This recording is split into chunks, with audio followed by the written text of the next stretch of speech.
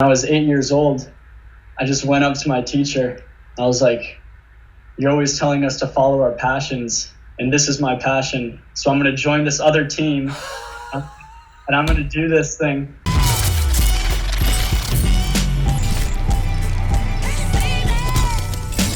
What's up, guys? Today's guest is a world-renowned martial artist and tricker. Please welcome to the JAMCast, Danny Etkin. What's up, man? What's up, Travis? How's it going, man? Good, man. Good. Thanks for making the time to do this. It looks like you're back home in New York, right? I am back home in New York right now. I'm taking the year off of school. Wow, like formally withdrawn from school, or is just school on a temporary pause right now? School's on a temporary pause. Okay. Yeah. Crazy, man. That is so wild. And for those that don't know, can you just let people know where you were going to school and what made you take that decision to take a pause? Was it just purely COVID related or to focus on business? A little bit of both, actually. I was going to school at USC, which is in your neck of the woods, so I was going to jam a lot. But I decided to take the year off just because, I finished last spring semester online. I'm just not about Zoom University, so I decided to take the year off and then just kind of see what I could get myself into. Okay, dope. And what year are you formally in school right now? Like, what year would you be going into, I guess? So I would be a junior. Okay. Super cool, man. And that's awesome. Your parents have been obviously pretty supportive of the decision to take off for the year because you're back home right now? Oh, yeah. They were, suggesting it, just as much as I was because, just, the tuition and everything to be online, it just wasn't the same. So yeah, they were all about it. Yeah, I can imagine. USC's got that private school tuition, man. Well, I know. That's wild, brother. That's so wild, man. And I can't even imagine what that must be like for someone like you. Like, honestly, some of the greatest years of my life were going to college, not because of class, but just the experience of being around people and the relationships you make and just being out there on your own, So I can only imagine how difficult it is to not have access to any parts of that except for the studying. Yeah, I mean, I'd be willing to take another year and graduate when I'm 23 instead of 22, just so I can get that full experience. I'm not in any huge rush or anything, so yeah, I think it was the right choice. Yeah, man. And just to give you a little ease of mind, just so you know, a lot of people may not know this about me, but it took me 5 years to finish college by choice. I took a year off and fully withdrew from school to go travel the world and go do shows and stuff. So the 5-year plan's cool, man. Yeah. Yeah, totally. Why not? Yeah, it's all good. It's all good. The only thing that sucked was some of my friends graduated a year ahead of me, but a bunch of people did the same thing as me. So it was cool. Yeah, that's the same deal with me too, because all my roommates are in the grade that I would have been in. Yeah. So I'll have to figure out a situation for that, but that's the only thing. That's cool, man. It's super awesome though that you at least have parents that are supporting the decision, and I know it's given you a lot of time to probably focus on a bunch of other things, which we'll delve into at length right now.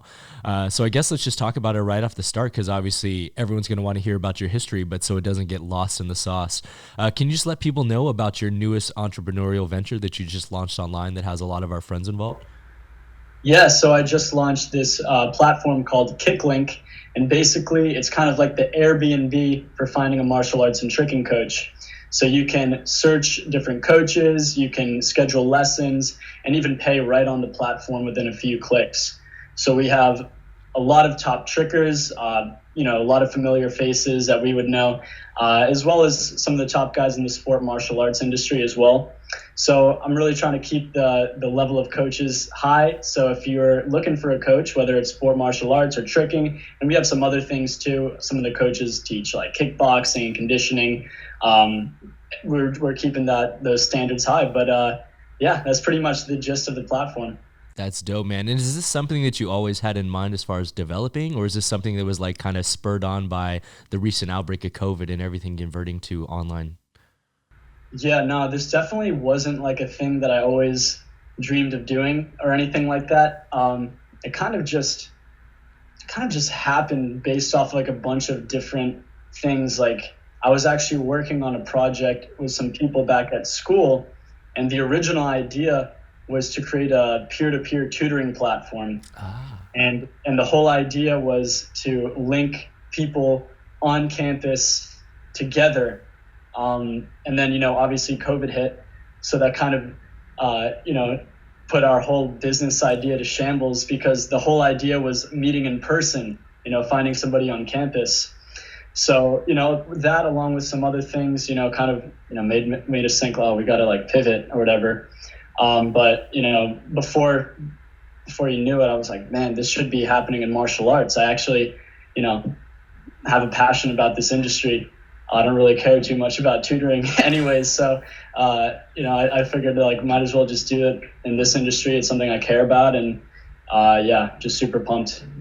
That's awesome, man. Congrats on launching, and excuse me for not like knowing the platform through and through, but obviously it allows you to like meet coaches online and search through based on what you're looking for skill set wise, and you can see the prices per hour and stuff like that. Once they book on there, is the actual lesson held through your platform, or do you have to go like to another like platform like we're on right now to talk? Yeah, so basically Kiklink just facilitates the transaction, but then after that, the coaches and the students decide how they want to meet up. So it could be in person, and then there's part on the coach's profile that states if they're available to teach online or not. I'm pretty sure that 100% of the coaches right now are available to teach online. So, they can figure out if they want to do it through Skype, Zoom, FaceTime, whatever. But we're just there to be like the connector between the coaches and students. Okay. Super, super cool, man. And how did you go about like selecting your, I guess, baseline of coaches and the people that are featured on the site right now? Yeah. So the first coaches that I reached out to are like basically all of our friends, the people that go to JAM, a lot of the people that do sport karate, and just people that I knew that were coaching in general. And because of that, I thought that they would probably want to join the platform, because the way it's set up, basically, it's really a win-win situation for both sides. There's really no risk for a coach to sign up. So everyone was pretty much down. And of course, I'm super excited that there's like that high level of coaches that are on the platform. So yeah, it worked out not too hard. Super dope, man. That's awesome. And if anyone's interested in doing it, where can they go to visit the website, or how can they check it out and utilize the platform if they want a lesson? Yeah, so you can just go to www.kicklink.co.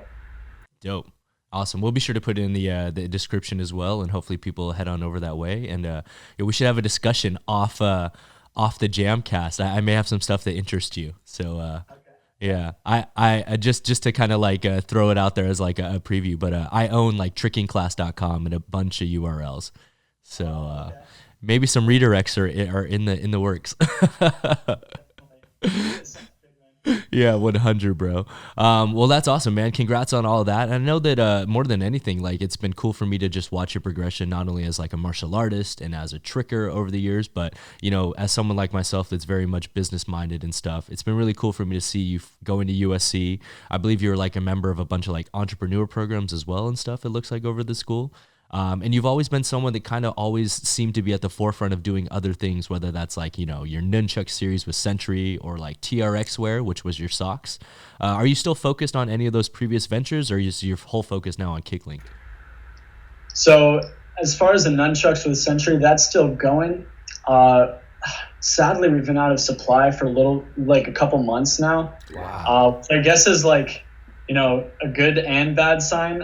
People got the chucks, which is cool. But there's just been some, recent issues with that. Just, I don't know, because of COVID or something, getting the workers to make them. But that's definitely still a thing. And hopefully sooner rather than later, there are open orders. So they're going to be back in stock pretty soon. As far as trickswear, not really my main focus anymore. It was more of just like a project that I kind of did. That's kind of how I view it now, at least. So, it was super fun to do. And hit me up if you still want some socks, because I have some left over. But yeah, it's not really my main focus anymore. That's super cool, man. And just in general, like, what is the goal with your going to school? Like, do you have goals of actually utilizing your degree in business, or do you still want to like make a life out of movement, I guess? Yeah, I mean, I think this is a question that I think about probably every day. But the more that I think about it, I definitely want to stay in the martial arts and movement industry in some type of way, and probably doing something more along the lines of what I'm doing now, or like something that you're doing. Not necessarily probably being the person doing like, the movement themselves, but kind of facilitating that and creating opportunities for other people to do that. That's kind of like where my passion lies, I would say. Hell yeah. And now just along the lines of that, man, like obviously everyone that's a viewer on here that's probably watching this episode knows what you are a specialist in and has probably followed your path of movement. But for those that don't, can you just let them know specifically like how you got into martial arts? Like, I don't want to say I did the math wrong, but I think you started relatively young, like probably around like 4 or 5 or something like that. Yeah. So I started when I was 4, and it's a pretty funny story because I actually saw a commercial on TV and they had a hip hop beat in the background and kids jumping over pads. And I thought it was hip hop. So I told my parents, you got to sign me up for this hip hop class. This looks like really cool. And so eventually I kept bugging them about it, and they signed me up for a class, and I found out it was karate.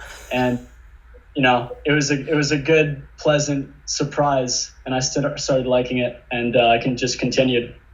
That's wild. What an introduction, man. And shows the power of marketing too, right? Holy crap. Totally. Yeah, it's just a TV commercial.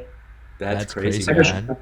Yeah. And what style did you start with? Did you actually start with Kyokushin like I read online, or is that something you ventured into later? No, that was the first type that I did. Now, I mean, that sounds kind of crazy because those of you that know about karate, Kyokushin is pretty intense. It's like famous for masters breaking bats with their shins and like all this crazy stuff, like breaking cinder blocks, super hardcore. So yeah, it's kind of weird to think this 4-year-old's like, what is this 4-year-old doing, breaking bats?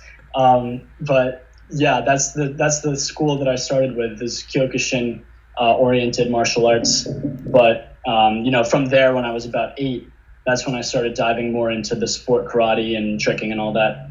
Wow, that is super interesting, man. And for those that don't know what Kyokushin is, like, you could definitely look it up, or you probably would recognize a video as soon as you started watching it. But they have very crazy sparring matches where the guys are in gis, but they have no headgear, no gloves, no footgear. And it's crazy. You can do head kicks. You just can't punch to the face, but like you could literally kick someone in the face with no pads on and just KO them. It's wild. Yeah, it's pretty intense. That's crazy. And so when you started, were you actually more focused on the Kyokushin combative side of things? And I only ask that because if I'm not mistaken, like one of your first titles, even on the circuit, was in sparring. It wasn't in forms and weapons. Yeah, that's kind of a fun fact, I guess. My first world title was in fighting when I was like super young, obviously for my age division. But yeah, that was like kind of how I started off. So every class when I was starting, when I was doing karate at the Kyokushin school, we would do sparring at the end of class. So that's what I was doing before any of the extreme stuff that I specialize in now. So yeah. That's crazy, man. And at what point did you make the transition into like the more formal sport karate, and I guess starting to do like creative and musical extreme forms? Yeah, I stopped the fighting once kids started getting pretty tall, and I didn't. So, that was definitely a good motivation for me when somebody could just go up and like bop me on the head. I'm like, dude, what can I even do right now? So, that was like pretty much my motivation to kind of get away from the fighting scene and just do the tricking stuff. But I just saw people competing with extreme forms and musical forms and the weapons. I just thought it was so cool.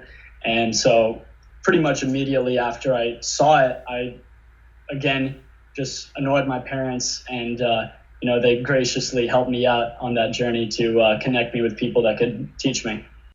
Okay. That makes a lot of sense, man. And obviously, for those that don't know, like right now, I believe you're back in New York, which you call home and stuff like that.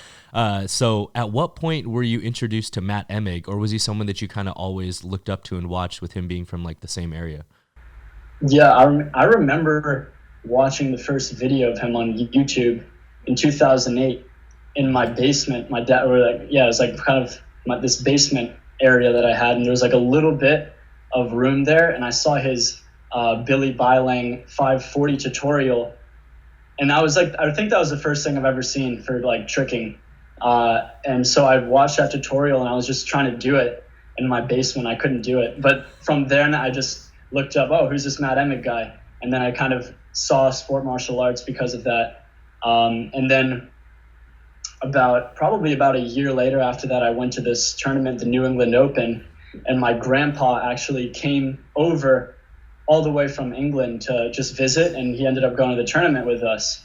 And he knew that I like really looked up to Matt Emig, and so he forced me to go introduce myself, and I didn't want to because I was just way too shy. But yeah, he forced me, and then we took a picture, and eventually we just got in contact and started training together. That's super cool, man. Started training me, training together sounds like, he was training me. That's more legit. That's so funny, man. And so obviously, like, you started competing at a relatively young age, like you said, probably around like 7 or so. How long did it take before you like really took it serious and realized like, oh, I could have like a future at this? Or were you pretty much always winning from the beginning? Yeah, I wasn't winning. Like, okay, I'll be honest. I did like pretty decent, from the beginning. I definitely did pretty decent. Like, I think I did have some type of natural like aptitude for martial arts because I just kind of picked up on things like relatively quickly, even just compared to people in my martial arts class. But once I started competing first on a national level on the crane circuit, which is kind of like the New England circuit, definitely wasn't like, first tournament getting first places or anything. I remember my first goal was just to get to the top 8. And I was like, like this tournament, I'm gonna see if I can get like top 8. And then from there, slowly those goals just kind of keep going up. And then same deal, my first year when I was on NASKA in 2008, I didn't win one first place. So I just kept making those goals to, let me see if I can get like top 4 or top 3. And then, yeah. But then, my second year, I started getting some more results. And so, like, coming from such a traditional, like, Kyokushin background school, when you started getting into competing on NASKA and, the national circuit, did you still stay at the same home school? And, like, what was that like being able to, like, venture into non-traditional stuff? Yeah, I mean, I did something kind of crazy, actually. When I was 8 years old, I just went up to my teacher. I was like, you're always telling us to follow our passions, and this is my passion. So I'm going to join this other team. And I'm going to do this thing. No way, Doc. Yeah. Holy crap, bro. I just like envisioned little Danny in like a Cobra Kai outfit, like switching to the dark side. Yeah. That's crazy, man. And so what school did you switch to? And was it more focused on, I guess, like the new age and non-traditional martial arts and tricking and aspects like that? Yeah, so it wasn't like a clean cut off of the one school. I probably still did some like classes and stuff here and there, but I definitely started focusing more on the extreme stuff. So there was a school that I went to in Connecticut called GKS, and I would go up there every Saturday. It was pretty far away from me. It was like an hour and a half, 2 hours away. So my parents, like, again, super lucky to have parents that were willing to drive me out there. And we had these like epic 8-hour training sessions that we would do every Saturday. And so that was one thing. And then slowly after that, I also started training with Matt too. So between those two things, that was like kind of my formal, like extreme training. And then besides that, it was just, pushing the couch to the side in the living room and me just trying to do it myself. That is wild, man. 8-hour sessions on a weekend is pretty crazy. And just to put it in perspective for all of our viewers out there, how many hours a week and how many days a week were you training outside of those Saturday sessions? I think it, like, just to be honest, I think it definitely varied over the years. And of course, as like a little kid, like, it's really tough to be like super disciplined with yourself. And like my parents kind of had the attitude of, okay, like we're not going to like push you, like we're not going to force you to train. Like if you don't want to train, then, you're just not going to do it. So, which is very different from a lot of other parents that are just like definitely forcing their kids to train. So, I think my discipline, like starting from when I was like 8 up until, I started getting more serious, definitely increased. But I was at least training like, I don't know. I don't even remember. Probably like at least like 4 or 5 times a week at minimum. And, definitely like my parents were always there supporting, and like if I asked them to watch, like, sometimes they would do that and try to give me like whatever tips that they could. But yeah, I mean, I think I got on a schedule, but it wasn't anything like crazy. Like it wasn't anything like I'm training 4 hours a day or anything like that. I think it was just, consistently keeping it up. And I think what really helped me out was just getting great mentorship, like Matt Emmett, of course, telling me, okay, this is what you have to do by next session. And he always told me that the thing that made me stand out, because he's obviously had a lot of students, and the thing that made me stand out is like I would actually do those things. So if he told me to do something, I would come back and actually have those things done and more. But overall, it was fun for me. So I didn't even really think of it as like, hey, now here's my one like hour to train. And it was just something that I always was like doing whenever I had a free moment. So yeah, I don't know. That wasn't really a straightforward answer, but I'd be lying if I said yes. I woke up at 6 a.m. and trained 2 hours a day as an 8-year-old. Oh, totally, man. No, it's just good for people out there to just hear like comparatively, like, you just kind of trained when you were able to. And obviously when you're a kid, you're bound by when your parents drive you and when they have time to. Was anyone else in your family like a martial artist at all? Because I feel like on other interviews, I've actually heard you speak at length about your dad being a professional musician and being able to like watch his, work ethic is something that really translated to your work ethic. But did anyone else do martial arts in the family, or were you like the Lone Ranger? Lone Ranger, wow. For sure. Yeah. That is super, super crazy, man. Well, it's awesome that they supported you. And at what age did you start getting into tricking formally, I guess?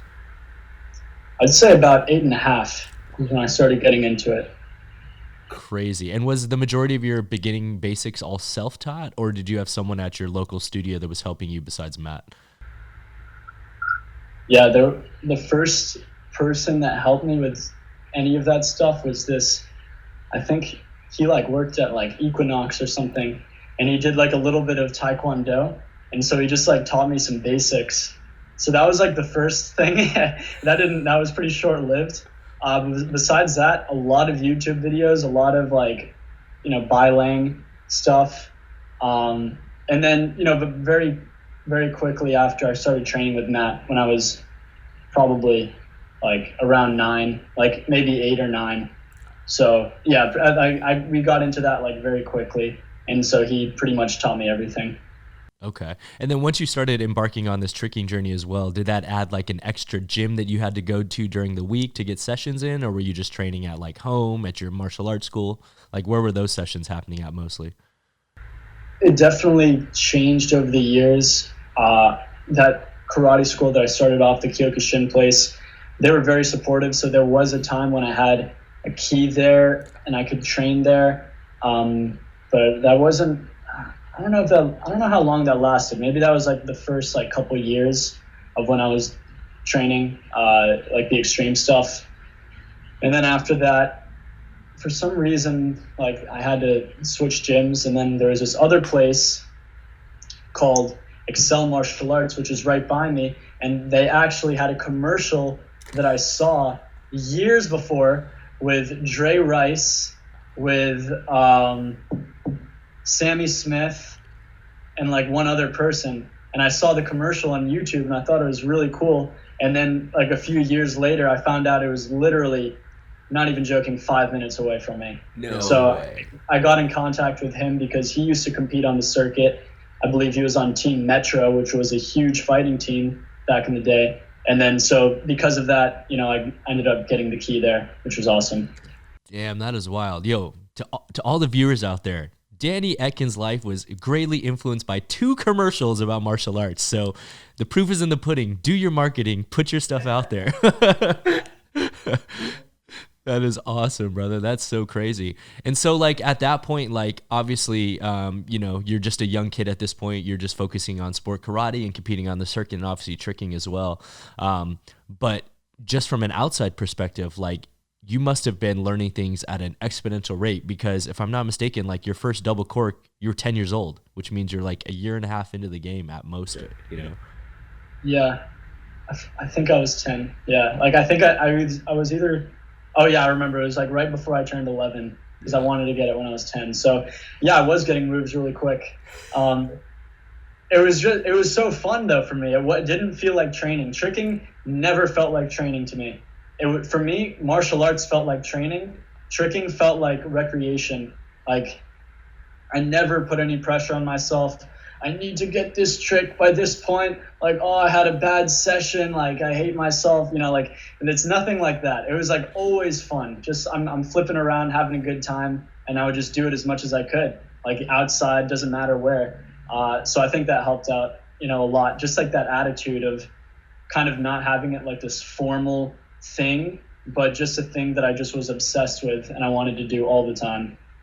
That makes a lot of sense, man. Yeah, it's crazy to see. Like, I only know that because there's a video you put out yourself of your own progression back in the day, but you landed your first double cork at 10, your first dub at 12, which is crazy because you did dub before single swing dub. And then you did dub times 3 when you were 15, I think. So dang, did your research, man. Of course, brother. I'm a fan and a friend, Danny. Yeah.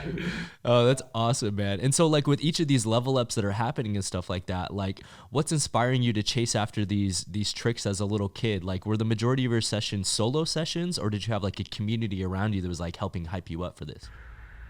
The New York tricking community used to be so hype back in the day, because that was back when 5-star was just popping. Dreadnought 2010, 2011, like it was mainly all based around 5-star, that one gym that the Dreadnoughts were at, but a lot of them moved to California, so it kind of slowly just became more and more solo sessions over the years. Like a couple people, would kind of be there here and there. So yeah, it used to be crazy when I was like maybe like 10 through 13 or something, and then kind of slowly and gradually the sessions started becoming more and more, lower in numbers.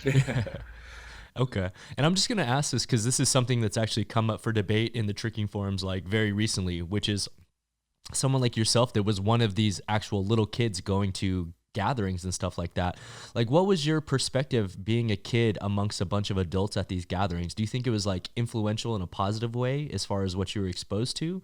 Or do you understand why people are saying like they shouldn't have kids at gatherings these days? I totally understand both sides, 100%. As a kid, I and my parents loved this too. I got so much support from the trickers there. I remember my mom specifically saying, where can you go in the whole world where all these kids are going to just like support your son the way that these trickers do?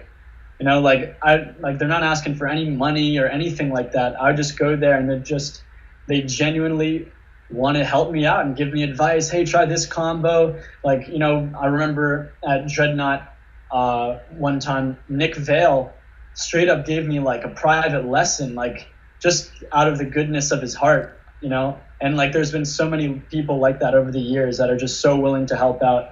So I think in that sense, it's such an amazing community with like really supportive people, and no matter what level you're at in the circle, people are always going to cheer you on and clap you up, and because people recognize what level you're at. So when you get a new skill, then people are really genuinely excited for you. And I think that's super amazing. And especially for somebody at a young age, that's like, crazy. Like that's amazing for your own growth and your own self-confidence and things like that.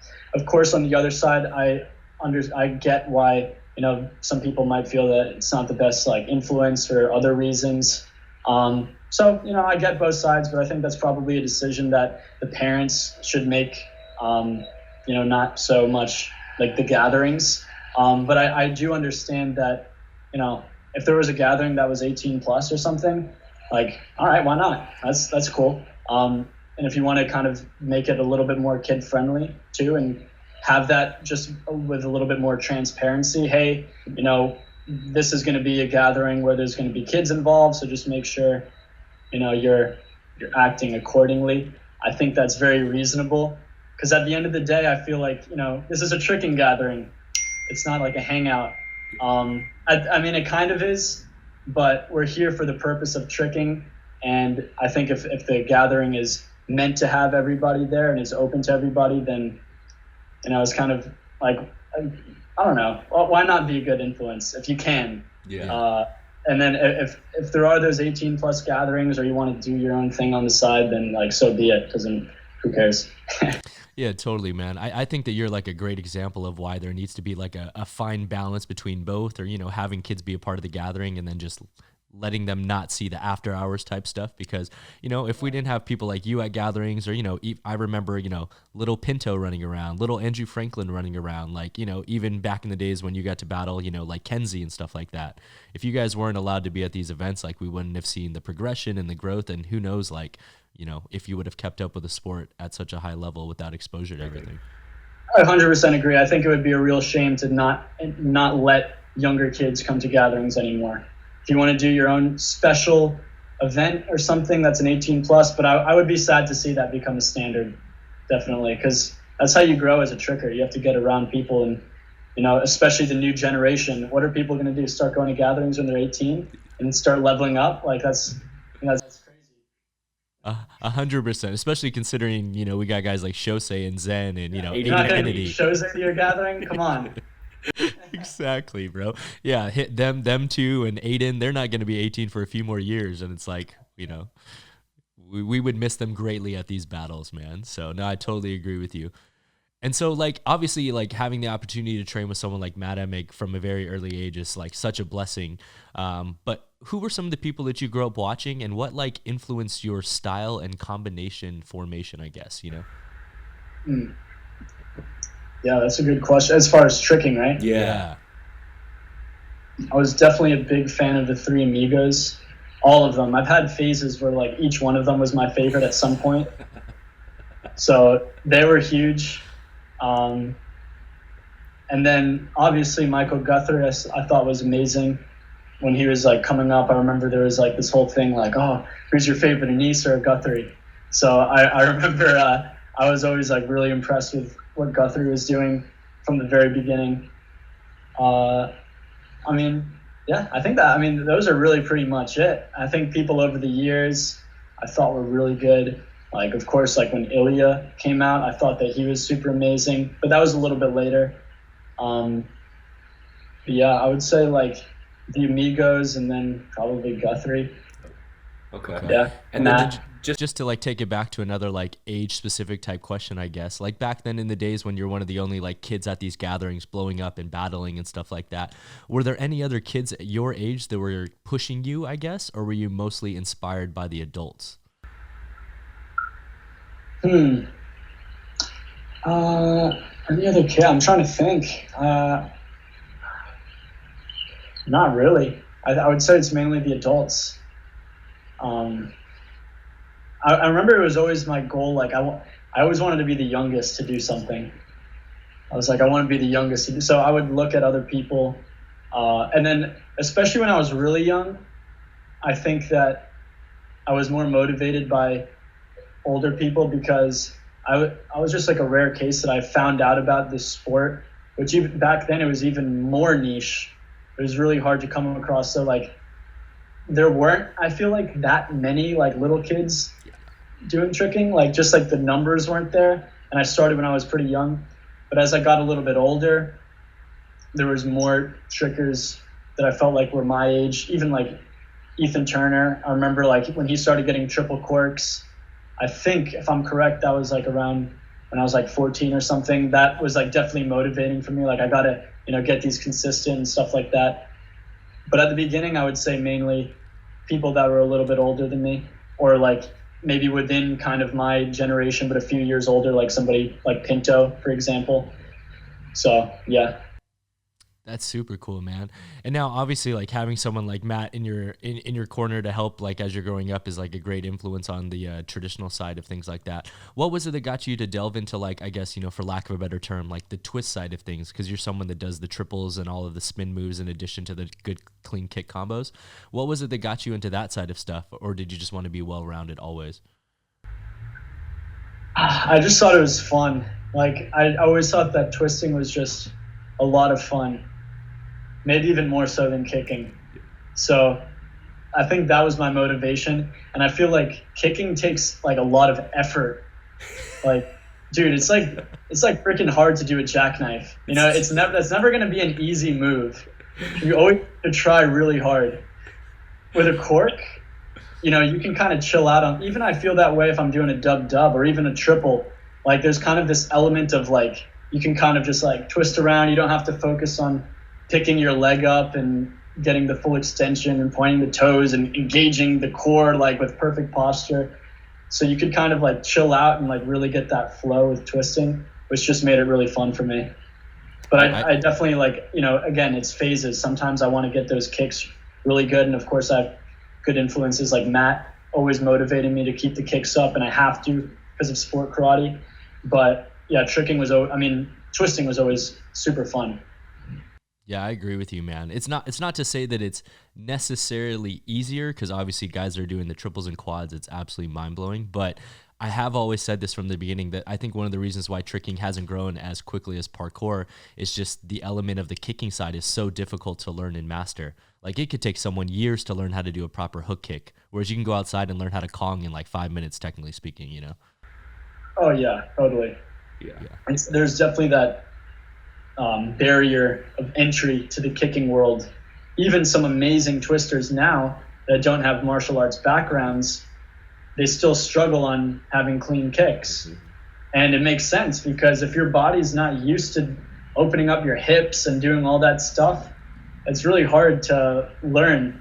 And if you're already really good at twisting and you're having fun doing it, then why focus on, you know, trying to get some lower, like so-called lower level kick? So yeah, I would agree with that. I think that barrier to entry is definitely a lot higher for kicking, especially making it clean.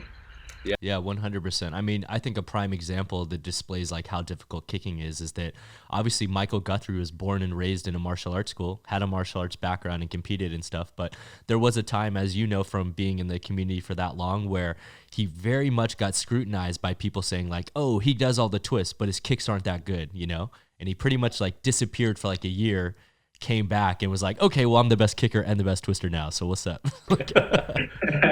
Yeah, totally.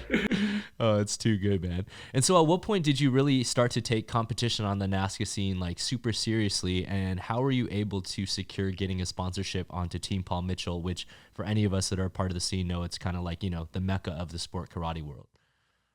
I started taking it seriously pretty much from the very beginning, because I already was competing locally before that for about a year.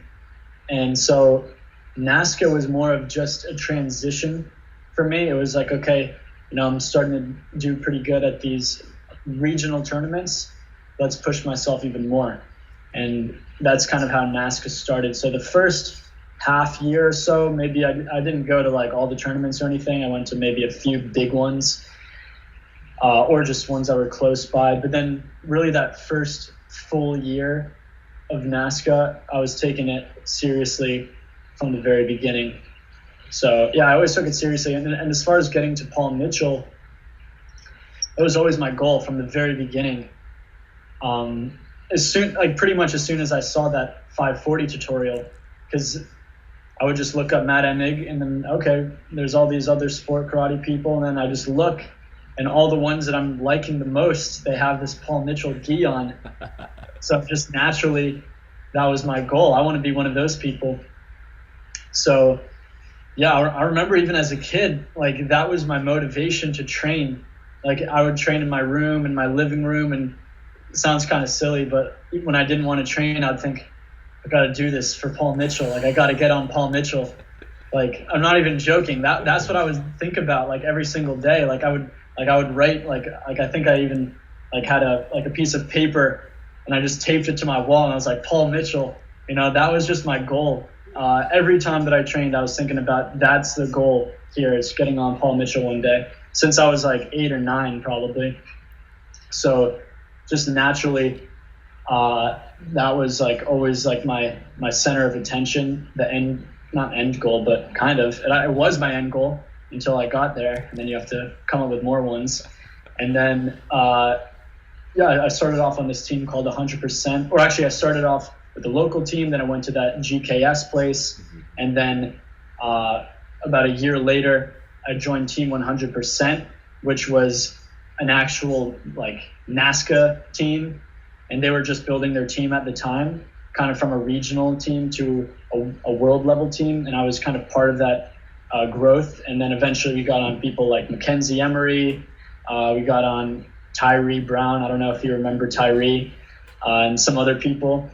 So I was on there for quite a few years. And then at that point, we kind of just stopped. And I was on no team for a little while. And then 2015, I believe, that's when Team Emmett started. Because me and Kenzie didn't have a team at that point. And so we were both kind of training with Matt. And, that kind of just happens. Like, yo, we're on no team. Yeah. Like, I think Matt asked Paul Mitchell to pick us up, and they wouldn't do it. And then so he was like, all right, screw it. I'm creating my own team. And so we joined that team along with Aiden Considine and Tyler Weaver. And then that was like such a sick time for me because our results ended up being better than Paul Mitchell that year. And it was made of the people that Paul Mitchell didn't want to pick up. It was all like, Matt was like, you need to pick up this person, this person, this person, this person. They're like, nope. And then so I was like, all right, I'm going to pick them up. So then, and then we ended up getting the results. And then after 1 year, Mackenzie and Tyler got picked up. And then after another year, me and Aiden got picked up. So everyone ended up going to Paul Mitchell. And yeah, that was pretty much the journey of how that happened. That's cool, man. And obviously, like, with having such a big goal placed around getting onto Paul Mitchell, once you like finally were able to put the uniform on and compete under the name and have it on the back of your gi, did you feel a sense of more pressure having always wanted to be in that position? Or like, did you feel kind of like, now that I'm here, I'm like supposed to be, winning because I am on Paul Mitchell now?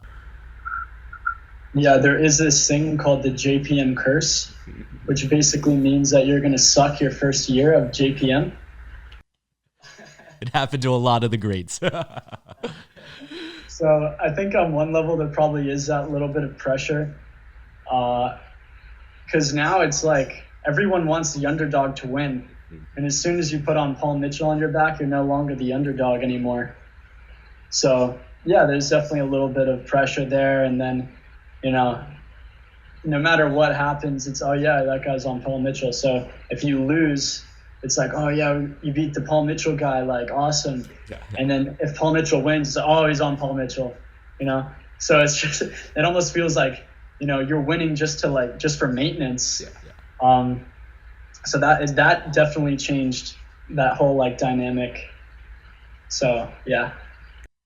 So of all the divisions that you've competed in, we've talked about obviously, winning sparring titles. Obviously, you compete in creative, extreme, musical, open forms. You do weapons as well. You even do synchronized forms with a teammate.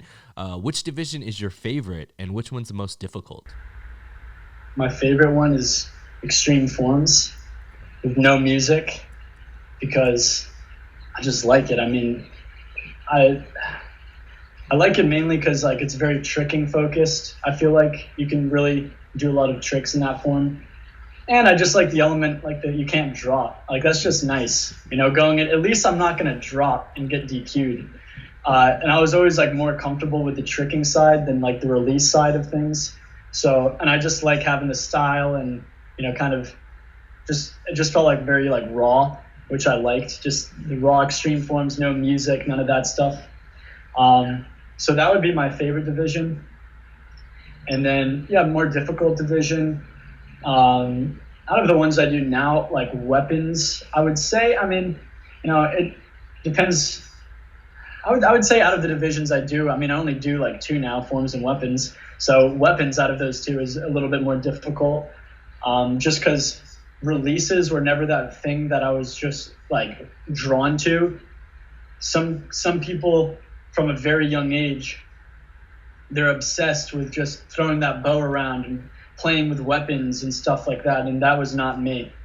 I was on the tricking side. Like I just wanted to keep tricking. So, I think because of that, adding releases to my form and stuff was something that I kind of feel like I've always done it because I need to compete in the division, but not because I love doing releases and all that stuff so much. So yeah, I would say that's kind of, you know, how that works out. Okay, that makes sense, man. Now, I can attest to it too. I used to get the most nervous and anxiety before weapons, just because, like you said, you don't want to drop. Like, it's just an added variable that just makes you so nervous. And the times I have dropped, my whole world shattered within that 1 second. You're just like, damn it, time to bow out. It's over. Slow motion, you just see it going down. It's like, oh no. No recovery from that. It's the worst. It's probably the worst feeling, honestly. Yeah. But you know what? I love sync too. I don't do it anymore, which is why I didn't mention it. But that's definitely one of the most fun divisions for me, was doing sync with my partner Aiden Considine, because our sessions were just so fun because we were just like really good friends too. We still are good friends, but you know, we just had that dynamic when we were training. So it was just like, we're always just like messing around, playing music, kind of like dancing around too. And just, you know, that was kind of like the vibe that we had when we were training, which ended up kind of becoming the vibe for the actual form. It was just like very fun and playful. And whenever we got into that form, just that vibe just kind of gave you energy, or gave me energy.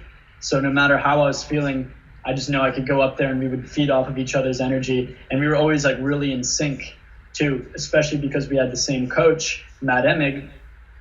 So yeah, that was just like a really good matchup, and we lived pretty close, so we could actually train in person at least like once or twice a week minimum. So that was super fun. We did that for about 3 or 4 years. Okay. And now this is one thing that's unique to NASKA and sport karate as opposed to tricking, where obviously in tricking, you pretty much formulate your own combos and stuff like that. Were you always formulating your own forms, or at what age did you take over and start to just create your own stuff? So Matt created my forms from the beginning, and then slowly over time, pretty much like when you start learning from somebody, you pretty much take on their style. But then as you kind of dive deeper and you start training more, you realize what your own style is a little bit too, and what you're good at. So as I started figuring out kind of what I was good at, you know, some moves Matt would do and maybe I wasn't the best at it, and some moves I was a little bit, you know, more like they were easier for me to do and they looked a little better on me. So as soon as that kind of started to happen, I'd be like, hey, like maybe we can try like adding this in the form or something. And he'd be like, nah, but how about we do like a similar thing? So that's kind of probably how it started. And then just like over time, as I got older, I kind of just transitioned to eventually me creating my own forms. But even here and there, I'll still ask him like, hey, like, what do you think of this and stuff? So, yeah. That's dope, Doug. That's super dope. And now as like a 7-time ISKA champion, is there a tournament in your mind throughout the duration of your competition career that stands out as your most memorable, or like one that meant the most to you? Mm-hmm. Yeah, I mean, different tournaments are like meaningful for different reasons, definitely. So some of them, it's just like you wanted to win. Like obviously, one big one for me that I'll always remember was the U.S. Open. One time I won like 3 U.S. Opens in the same night, which was like, I've been trying to like research the stats behind that, but pretty much like no one's done that. Like basically, like maybe like there's been like a few people actually, like a few people have done it. Yeah. But you know, within the last like 30 years or something, like 20 years. So you know, it was cool that I did that. Got forms, weapons, and sync. Yeah. It was funny. Matt was like, I haven't even done that, so now you're not allowed to train with me anymore. The student has become the teacher. No. But so yeah, that was like kind of funny. And then, I've had some other ones that were just like meaningful for like, personal reasons. But yeah, that was like a big one. That one stands out to me. Triple ISKA. Super cool. And now this is something that I want to ask you, and like if it becomes a too touchy of a subject, we can skirt around it, or I'll delete it in the edit in post. But I always want to get this take from people like yourself who were so successful and, at the pinnacle of the sport, competing on Paul Mitchell. You've won US Open 3 times. What is your take on like the sport karate scene? Because over the years, we've seen it drastically change. I remember when I was a kid, man, and I would go to these tournaments, they were sold out to the brim, where like literally you couldn't even find a seat for night shows and things like that. And obviously, I'm sure that you've seen, obviously, even pre-COVID times, tournaments are a little less packed than they used to be. So what is your personal take on like competition in NASKA for like a young kid out there that's trying to get into it? Do you still see it as a valuable and beneficial aspect of it? Or would you have said, to do something else and focus your time in other directions now that you've taken the path? Mm-hmm. I think if you love it, then of course it's the best place to compete with sport martial artists, NASKA. So if you're really into it, like how I was, yeah, totally, go for it. Now, that being said, it's not like the UFC or something where you can actually make a real career from it. You can't just go to tournaments and expect to, come back to your yacht and mansion or anything like that. Best case scenario, you still need to have some type of partial job so on the side. So you can't there's no career right now as far as just going to tournaments and winning, no matter what level you're at, if you just want to do NASKA, which I would love to see. And I think that as time goes on, I think that right now we're actually in another transition phase, which I'm really excited about, because the older generation of promoters are slowly starting to pass on their tournaments to either their kids or to other younger people. And, I'm not trying to be an ageist or something like that, but I think that this new young generation, they're following people like Gary Vaynerchuk and, Grant Cardone and all those types of entrepreneurs, and they're about hustle and stuff like that. And I think that's exactly what this industry needs in sport karate. We need innovative thinkers and people that are willing to make it a really cool event. I'm not saying that there aren't any out there, but I think that with this new wave of promoters that are more entrepreneurially minded, it's going to be really interesting and exciting to see what happens because of that.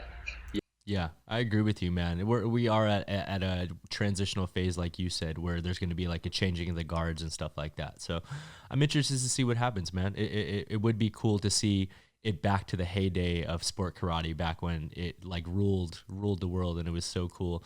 And maybe things like Cobra Kai will help, inspire a new generation of kids to get into karate and, maybe venture their way through the circuit. Who knows? I think it will. I mean, kids are loving that show. Dude, I love that show. Yeah, I like it too. Oh yeah.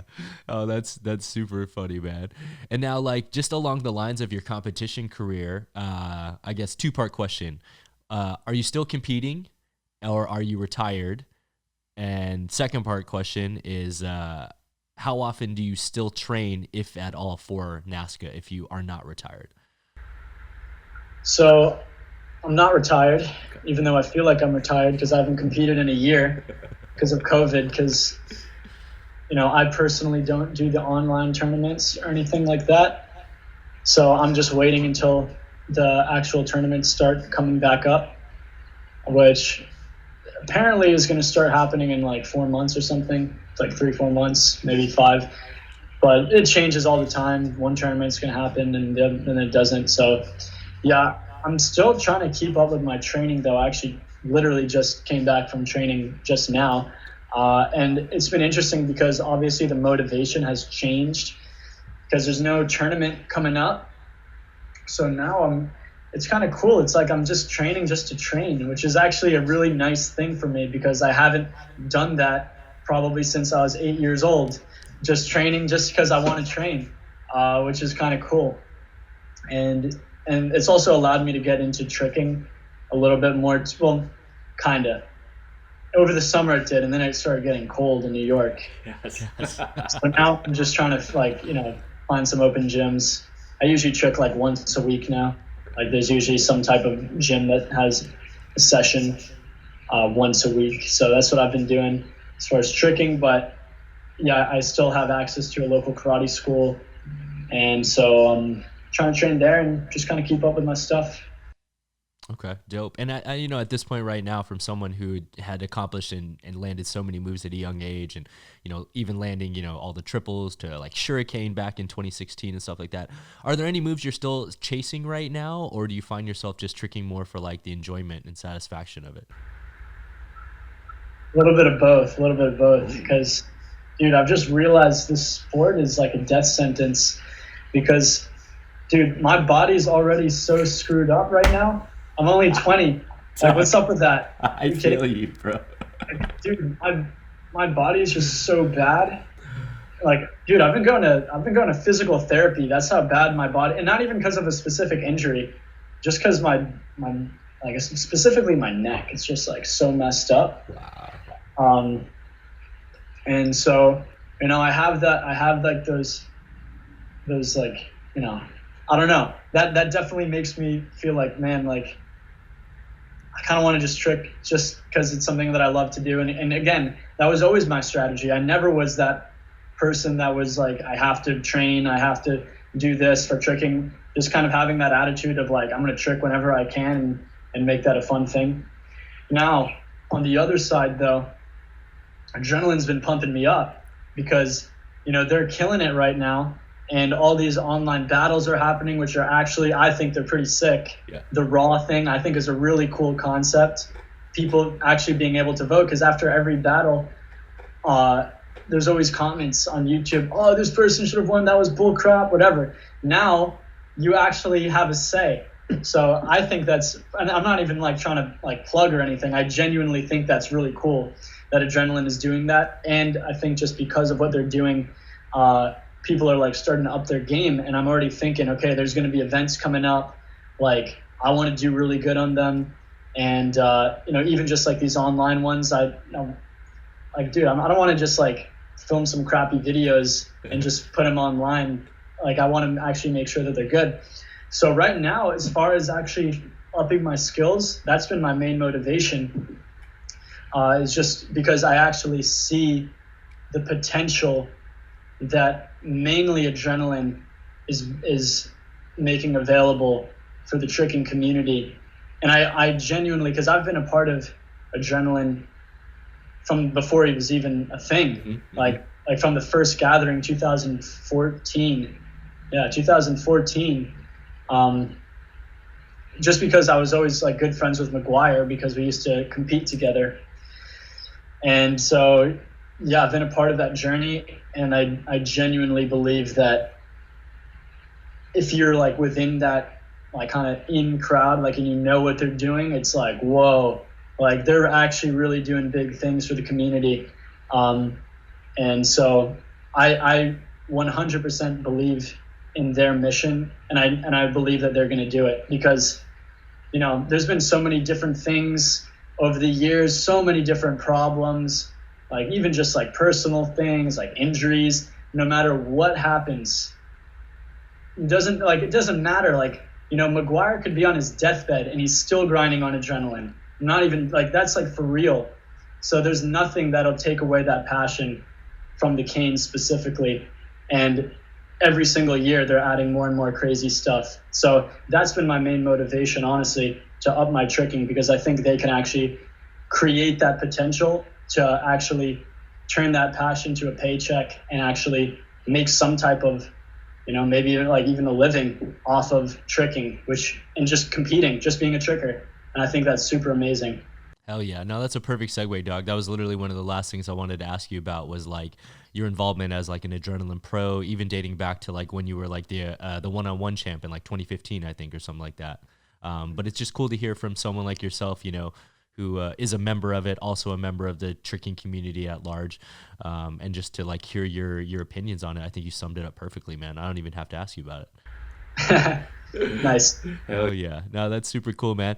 And so obviously we're in a unique time right now with COVID and you being out of USC for like a year and stuff like that right now. So just I guess larger picture type stuff right now. What are some goals of yours, I guess, with Kicklink within the next year, if you have any at all? And then what goals, I guess, do you have for yourself at a personal level? Hopefully coming out of this COVID time in the next year, I guess. Yeah. So COVID, like for me, and like, I don't want to sound like COVID was somehow some type of good thing, but there was definitely a silver lining for me because I got to like really work on myself like a lot, and just like studying, like doing my own, because I like to learn. So I've been doing like my own like studying and reading and just like kind of diving deeper into like what's like really meaningful for me and like the impact that I want to make and things like that, and just like actually making that a focus on like really trying to figure that out. So that's been a really great thing about COVID for me. And then obviously with Kiklink, I have some big plans for that, some big goals. And at the end of the day, the goal is if you want to have a tricking or martial arts coach, this is where you go. And every single martial artist in the world should know that this is where you go to find a coach. So until it gets to that point where every martial artist knows that this is the place to find a coach, then my job is incomplete. But I think that there's also a lot of, or not I think, I know that there's a lot of opportunities also that I can be providing for coaches and just things in the martial arts community to contribute whatever like small amount I can to actually making this sport a little bit more legit, to whatever like small degree I can, and I think that entrepreneurship and businesses in general is what makes any path or any like industry legit. Like what kind of an industry is it without any businesses? Like even you can see in skateboarding, skateboarding was kind of like how tricking is, but slowly and surely there became more entrepreneurs, more businesses, more big events, and now everyone is positively impacted because of that. Skateboard people have found out their passion and found a community. So that's kind of what I want to do as much as I can for sport martial artists, help people. The coaches get actually, like I said, I like that term, passion to a paycheck. That's my goal. Being able to help them if they want to have a coaching business, to actually be able to do that. And then also for the students, being able to connect them with those top level coaches so they don't have to have a grandpa like mine forcing them to go up to Matt Emig, when he's still sweating and catching his breath after his division. So that's my goal with Kiklink. Hell yeah, man. No, super stoked to see it, man. And definitely a fan of anything you do. So hopefully people will continue to hear this podcast, go out and check it out and, give it a try for themselves and stuff like that. And so obviously, with that being said, this is a question I ask everyone before we get out of here, and I'm interested to hear your take on it. Where do you see yourself in 5 years from now? And then where do you see yourself 10 years from now? Yeah, I mean, I think about that sometimes too. And then something happens and then I'm like, oh, I want to do this thing now, or I want to do that thing now. So, as of this instant now, I definitely want to do something entrepreneurial within the martial arts and or tricking space. I don't know exactly what that's going to be. Anything could really happen, but that's kind of my plan right now, is to still be involved, give back to the community and create something that's actually going to impact people in the community and help grow the sport in some way and provide opportunities for more people. So yeah, I would like to be involved in some way. That could be being more involved with adrenaline, or it could be doing my own thing, or some type of coaching thing. It could be anything, but pretty much something entrepreneurial in this industry is my plan for probably 5 and 10 years down the road. Hell yeah. Solid and safe answer, Danny. No, that's awesome, man. I'm sure it's hard to look too far ahead, especially at the age that you're at right now. So, I mean, it's awesome, man. We've been lucky to been able to witness your journey since super young on, like we said, back to the Dreadnought gatherings and stuff to where you're at right now as a student in college. It's pretty mind blowing to see the evolution, man. And, you know, I wish you continued success on all your ventures from here on out, man. Thank you, man. I appreciate you having me on and, you know, always being there for me as well. Like, you know, the first time that I went to LA, you were the first person to hit me up and like tell me that I could come to Jam whenever and stuff. So I really appreciate you being part of my journey too. So yeah, thank you. Hell yeah, brother. And anytime, super stoked to have you as part of the Jam fam, man. So hopefully when COVID ends and you come back to LA, we'll have an open spring floor for you to throw down on. Hell yeah. So, yo, before we get out of here, can you just let people know where they can continue to follow you and stay up to date with your own personal journey? And then, of course, shout out Kiklink if you want as well. Mm-hmm. So you can find me at Instagram at Danny Etkin. And you can find Kiklink at www.kicklink.co. Or if you want to go to the Instagram, Kiklink_official. And that's it. Dope. We'll be sure to put it in the description and on the screen too, man. So hopefully people head that way. Perfect. All right, man. Thank you. Yeah. Yo, guys, with that being said, please be sure to hit that like button, comment, subscribe for brand new episodes each and every week. Join us every Monday for Jam Breakdowns and every Friday for brand new JAMCast, interviewing influential members of the movement community like Danny Etkin himself. So with that being said, guys, I got to give one more very special thank you. Thanks for coming through, homie. I appreciate it.